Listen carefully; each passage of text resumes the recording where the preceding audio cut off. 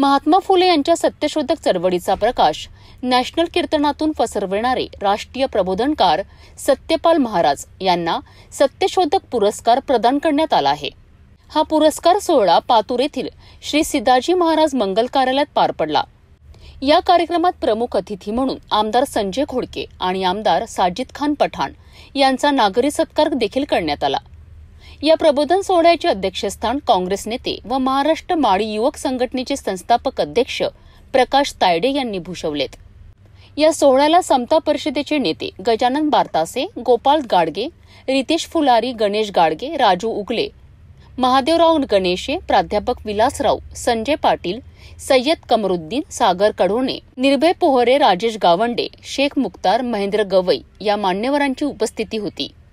प्रास्ताविक गोपाल गाडगे यांनी केलेत, तर संचालन चंद्रकांत बारतासे यांनी आणि आभार शैलेश बोचरे यांनी मानलेत।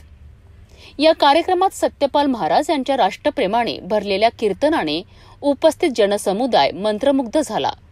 कार्यक्रमाच्या यशाकरिता जीवन ढोणे, दिगंबर फुलारी, सुनील पाटील, महेश बोचरे, निखिल बारतासे आणि त्यांच्या टीमने मेहनत घेतली आहे। या प्रेरणादायी सोहळ्याला तालुक्यातील हजारो नागरिकांनी उत्स्फूर्त प्रतिसाद दिलाय।